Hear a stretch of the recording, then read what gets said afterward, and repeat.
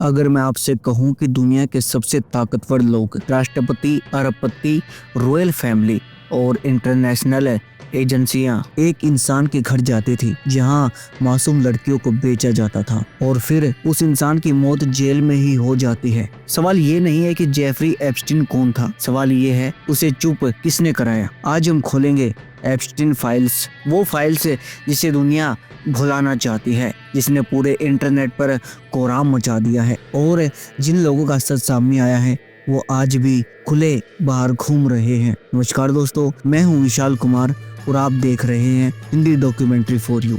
दुनिया में इतना सारा कुछ हो चुका है, आखिर ये किसने किया था? उसका नाम था जेफरी एप्स्टीन। आखिर कौन था ये शख्स? शुरुआत इसी से करते हैं। जेफरी एप्स्टीन कोई आम आदमी नहीं था, ना वो कोई बड़ा बिजनेसमैन था, ना उसकी कोई साफ कंपनी थी। फिर भी उसके पास प्राइवेट जेट, प्राइवेट आइसलैंड, अरबों की संपत्ति और दुनिया के सबसे ताकतवर लोगों तक सीधी पहुंच थी उसकी।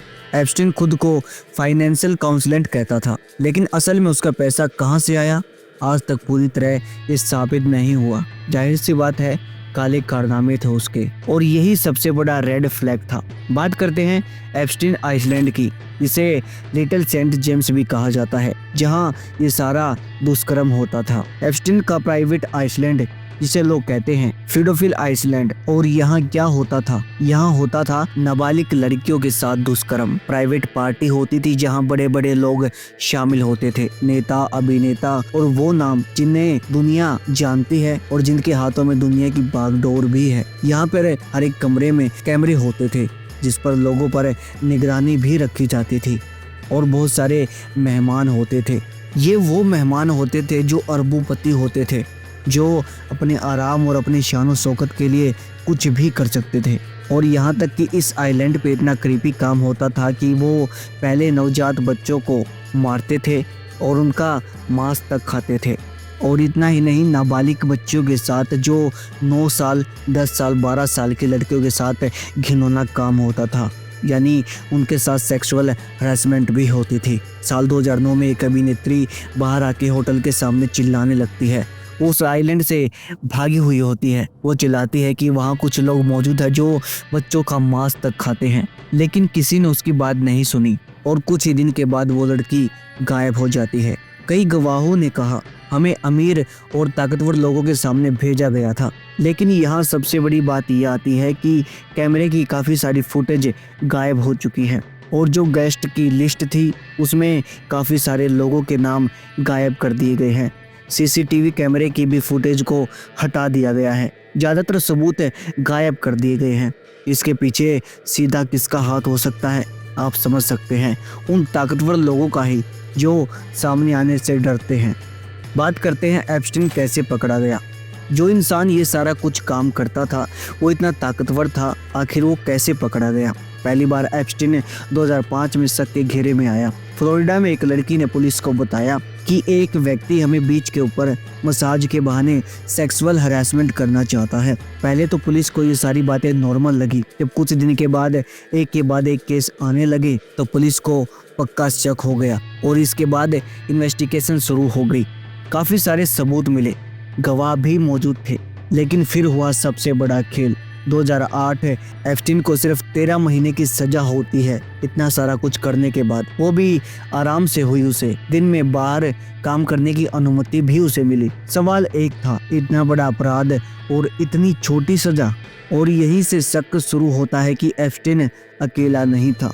एप्स्टीन फाइल क्या है, इसके बारे में हम बात कर लेते हैं। एप्स्टीन फाइल का मतलब है कोड डॉक्यूमेंट, विक्टिम के बयान, flight logs, emails, sealed records. इन फाइलों में कई हाई प्रोफाइल नाम हैं, लेकिन ज़्यादातर नाम ब्लैंक कर दिए गए हैं। कई सालों तक ये फाइल सील में रही।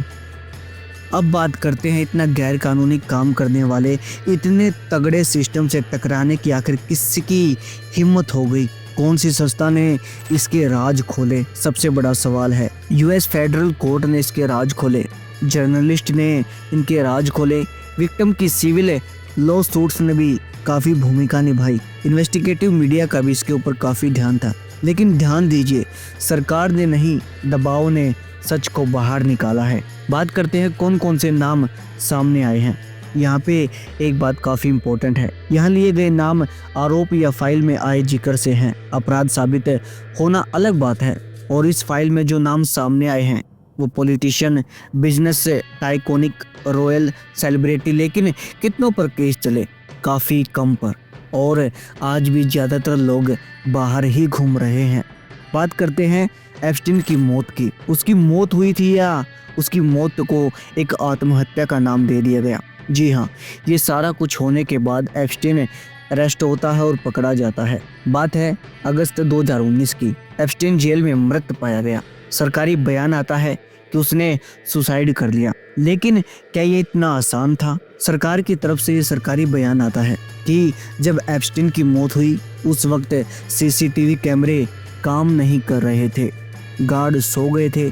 एप्स्टीन पहले ही कह चुका था, someone is trying to kill me. जनता का भरोसा टूट गया जब सरकार ने ये बयान दिया कि उसकी मौत जेल में हो चुकी है। क्या आपको नहीं लगता कि ये सुसाइड था या एक बड़ी चाल? बात करते हैं सबसे ज़्यादा जो पूछे जाने वाले सवाल हैं। क्या एप्स्टीन CIA या मोस्ट से जुड़ा था? कोई पुख्ता सबूत नहीं है, लेकिन कई संकेत पर सवाल भी उठते हैं। बात करते हैं दूसरे सवाल की। क्या सभी नाम दोषी हैं? नहीं, नाम आना और अपराध साबित होना दोनों में फर्क होता है। बात करते हैं तीसरे सवाल की। क्या एप्स्टीन अकेला था? लगभग नामुमकिन। इतना भयानक इंसान अकेला नहीं हो सकता। चौथा सवाल, क्या सच पूरा बाहर आया है? जी नहीं, बहुत कुछ अभी भी सील में है और जो भी सच सामने आया है वो कुछ ही % बाहर आया है। जब पूरी ये फाइल खुलेगी तो पूरी दुनिया हिलने वाली है। बात करते हैं इतना सारा होने के बाद दुनिया की क्या प्रतिक्रिया रही। सोशल मीडिया पर गुस्सा देखने को मिला। पूरी दुनिया पागल हो चुकी है एप्स्टीन फाइल के खुलने के बाद। जस्टिस फॉर विक्टिम मूवमेंट चल रहा है। ट्रस्ट क्राइसिस देखने को मिला। मीडिया पर, गवर्नमेंट पर, सिस्टम पर। लोग पूछने लगे क्या कानून सबके लिए बराबर है? अब बात करते हैं एप्स्टीन फाइल के बाद भविष्य में क्या होगा। सच ये है, दुनिया शायद आगे बढ़ जाएगी, न्यूज साइकिल बदल जाएगा, लेकिन सवाल रहेगा अगर एप्स्टीन आज जिंदा होता तो कितने नाम गिरते? और सबसे बड़ा सवाल, क्या अगला एप्स्टीन पहले से ही तैयार किया गया है? दोस्तों, इन सारी चीज़ों को इल्यूमिनाटी से भी जोड़ के देखा जाता है। जेफरी एप्स्टीन इल्यूमिनाटी में काफ़ी विश्वास रखता था। माना जाता है कि ये संस्था पहले ही ख़त्म हो चुकी है, लेकिन कुछ लोग मानते हैं ये संस्था आज भी जिंदा है और पूरी दुनिया को काबू भी कर रही है। आपने सोशल मीडिया पर जो बाइडेन की फुटेज भी देखी होगी, जिन्हें इंसान नहीं रोबोट तक कह दिया गया है। हो सकता है ये सही हो सकता है ये गलत भी हो। लोगों की इस पर दो राय हैं और अपनी अपनी थ्योरीज हैं। एप्स्टीन फाइल सिर्फ एक इंसान की कहानी नहीं, ये कहानी है ताकत, पैसे और चुप्पी की। सवाल ये नहीं है कि एप्स्टीन दोषी था या नहीं, सवाल ये है उसके साथ कौन था और क्यों आज भी आज़ाद हैं वो। अगर आपको लगता है कि सच अधूरा है, इस वीडियो को शेयर कीजिए ताकि सवाल जिंदा रहे। मैं हूँ विशाल कुमार और आप देख रहे हैं हिंदी डॉक्यूमेंट्री फॉर यू। धन्यवाद।